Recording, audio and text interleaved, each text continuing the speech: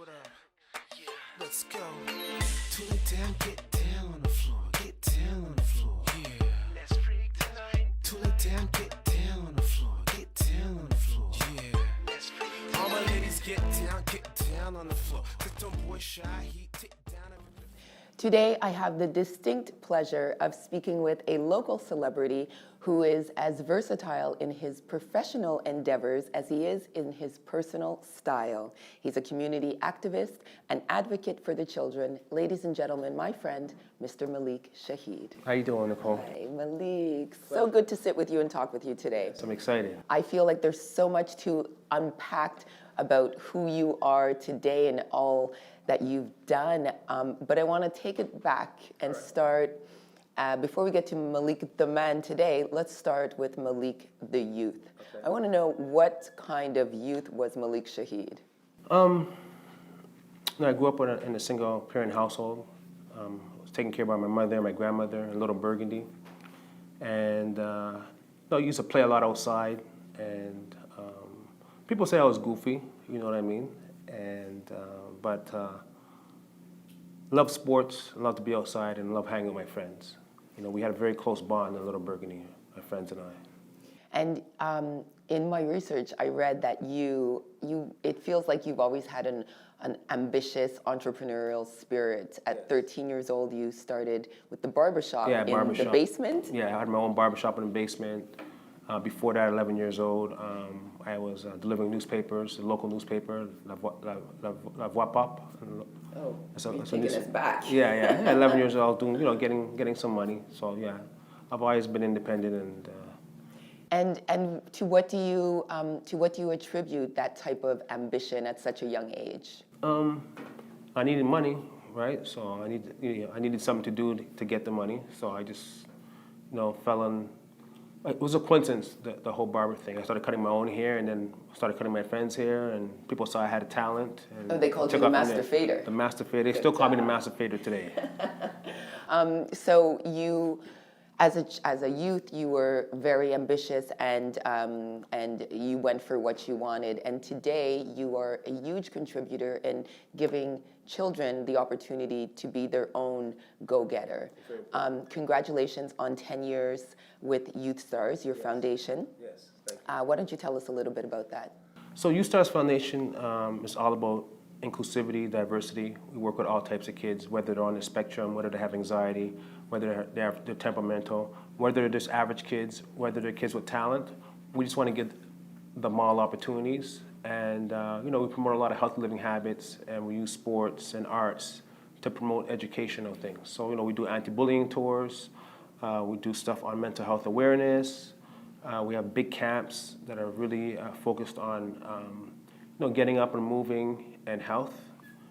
And every year we do a free luncheon for 300 kids. We feed 300 kids from all over and give them an opportunity to enjoy themselves during the holidays. And what type of reception do you get from the community? What type of reception have you seen, or what type of change have you seen in the lives of these kids over the past 10 years now? I mean, I've had parents come up to me and, thank me and thank Youth Stars for, helping out their kids in certain ways, whether it was breaking their stigma, whether it was helping them get over a hump. And I have kids also that I've, worked with before Youth Stars at the YMCA Point St. Charles and the Little Burdgundy Youth Co-op that will come up to me and say, hey, when I was younger, I used to, be my animator, and you helped me go through this and so forth. And, I appreciate it. It's nice knowing that, I've been able to touch and help so many lives. Absolutely. I think mentors are very important in life. What do you think of the importance of having a mentor growing up? I think it's very important, and I think in our community we lack mentors, where other communities focus a lot on having mentorships. So I think having mentors is a big, it's very important to have it, and it's a big issue in our community, and we need to have more mentors in the community in general. Yeah, to give kids somebody to aspire to be, or to, I remember growing up, there weren't a lot of women that looked like me that were doing what I was doing. Yes. So it is important to have someone that you can emulate and aspire to be like. Let's talk a little bit about your career path. Starting from, you were the first Black host on MusiquePlus. Yes. Was I the first Black? No, there was a host before me. Was there a host before? But I would say You were one of the pioneers. yeah, I was one that took it beyond. I took it beyond. I took it to another level. Put it that way. Yeah, I took it to another level. Did you feel like you were breaking ceilings, moving walls? Definitely. Shaking up the system? Yeah, because back then, hip hop was new.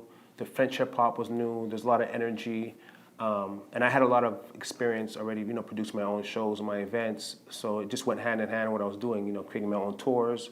Going to Chebugumu, going to Rwanda, going to Val d'Or, going to Chicoutimi, going to Jonquière, going to Alma, going to these little cities. Going to places where people weren't going. They weren't going, yeah, exactly. They weren't going, and then also people like myself weren't going, and it was new for them to see a brother in their city, but they were opening arms. They loved me.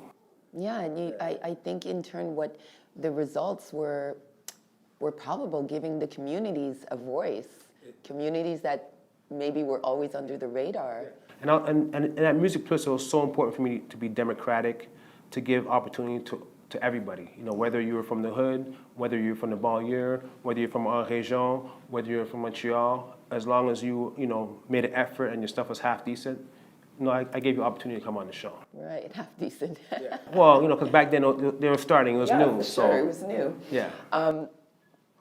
I don't know that everyone knows this about you, but you also have a singing voice, and you released an album. Yeah, Franglais. Franglais. So let's talk a little bit about that. Yeah, so when I was at MusiquePlus, there was a while I was bored, and I wanted a challenge, and I also wanted an opportunity to improve my French. And so I just came up with this idea to put an album out, because I had the fan base already, and I was already touring with my DJ, and it was just another element to add to the tour. So now my DJ and I were going to these clubs, going to these little cities, and then I would do like a 15, 20-minute performance of my album. And it just took the tour to a new level. And also, it really opened up and built the brand of Malik Shaheed and took it to new heights.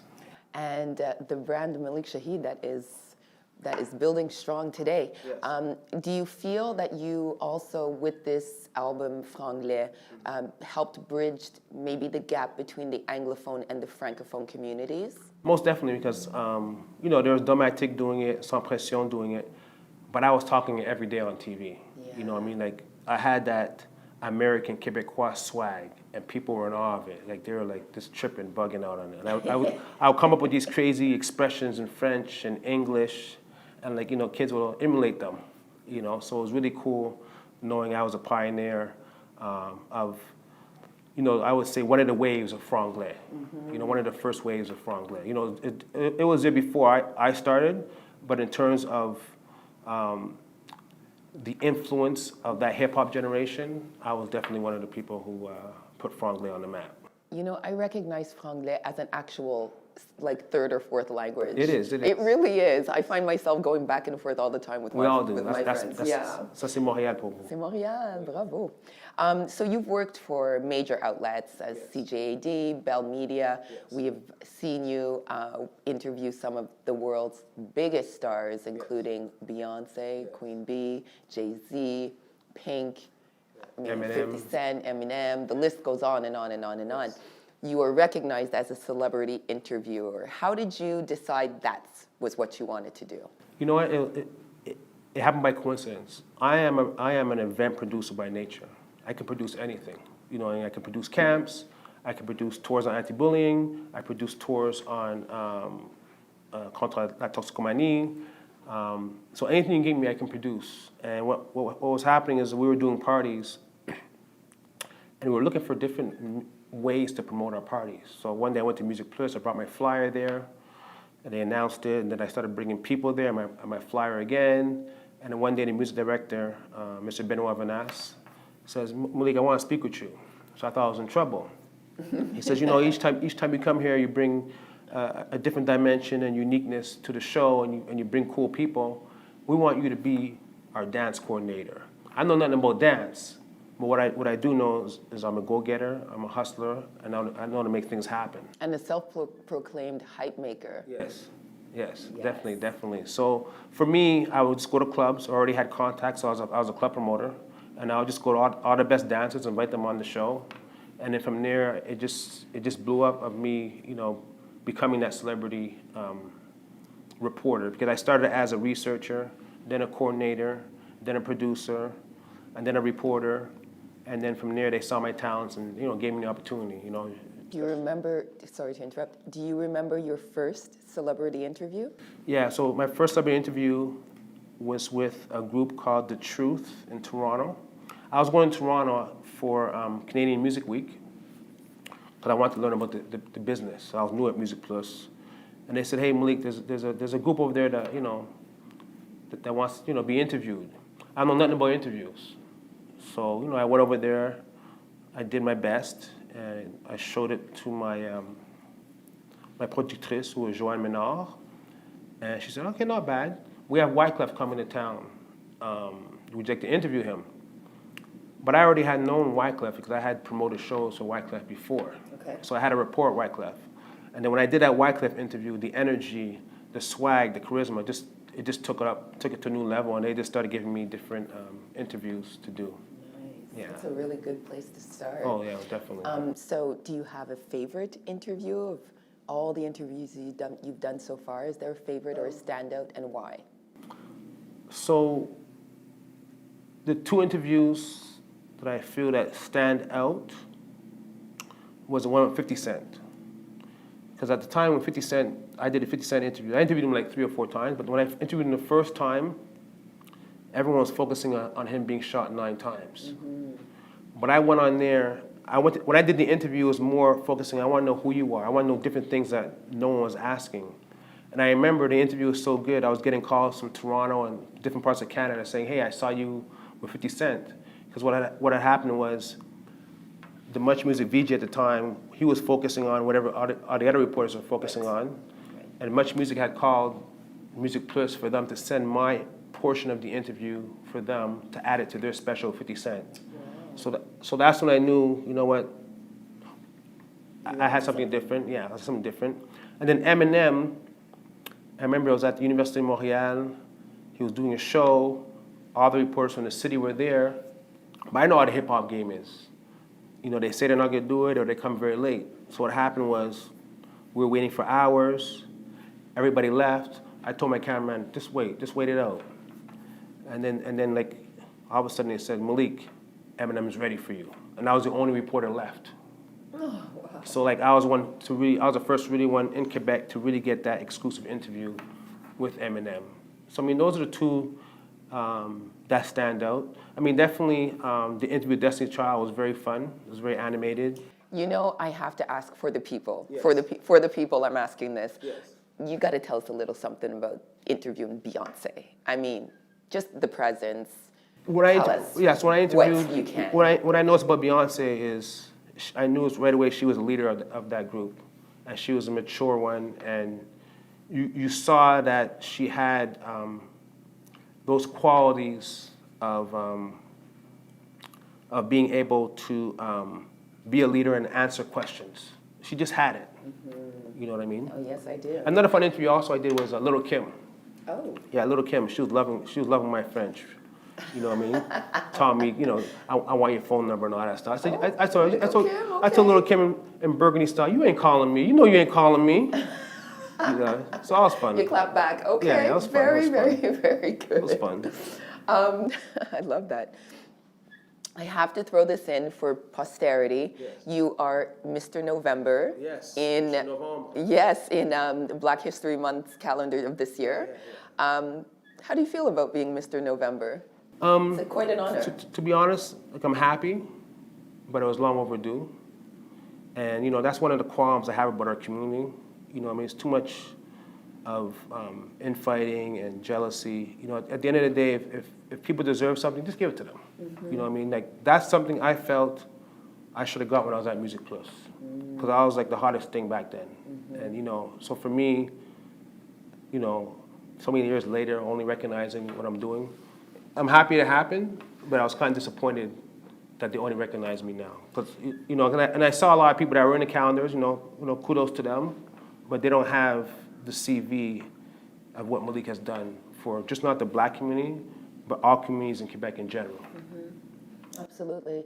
You make a very good point, and you bring up a very good point, a very contentious point, because it's something that not a lot of people want to really speak on, or they don't want to rub Keep it real. feathers the wrong way.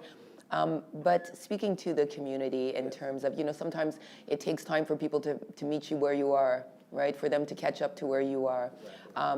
But in terms of community and support, how do you think we're doing? We're not doing good. We're not doing good. We still have that mentality of, you know, I mean, you're from here, you're from here, you're from there. At the end of the way, like the flag says, union fait la force. We need to follow what the flag says. You know, let's wake up. Doesn't matter if you're from this part of the West Indies or this part of Africa. At the end of the day, if you're running down the street and you're robbing a bank, you're a black person. So let's just all work together and set aside our differences and our cultures.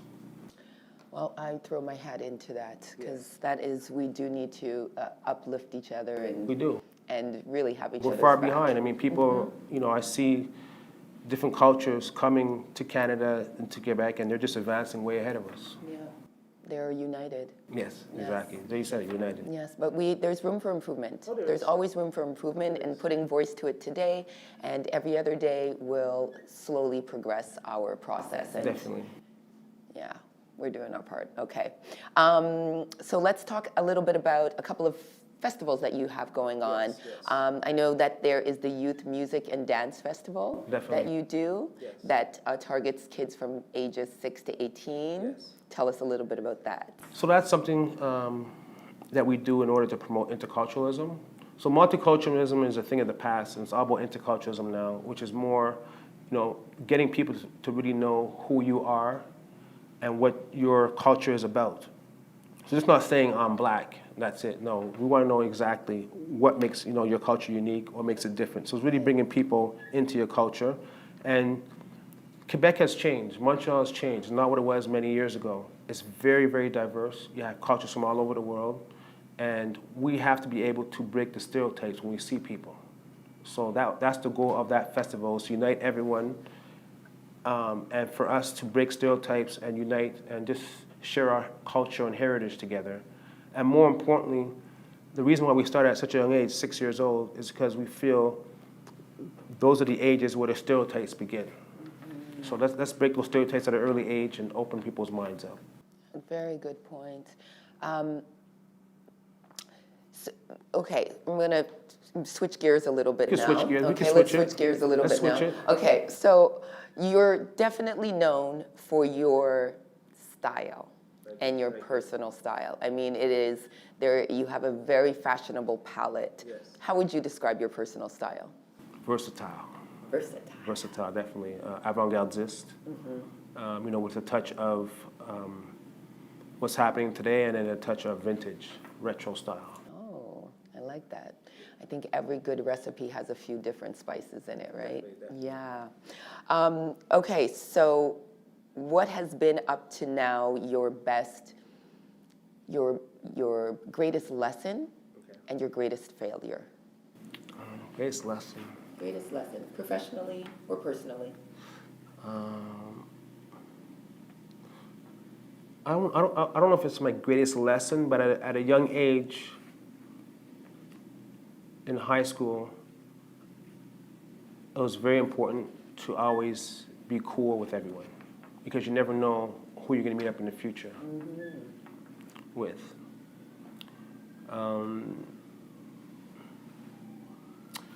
Greatest failure, I wouldn't say it's a failure, but I don't think that I got the fair shot in terms of being able to take my media career to the level where it should have been. So if I was in Toronto or New York, I would have been at a 10 times different level than where I am here.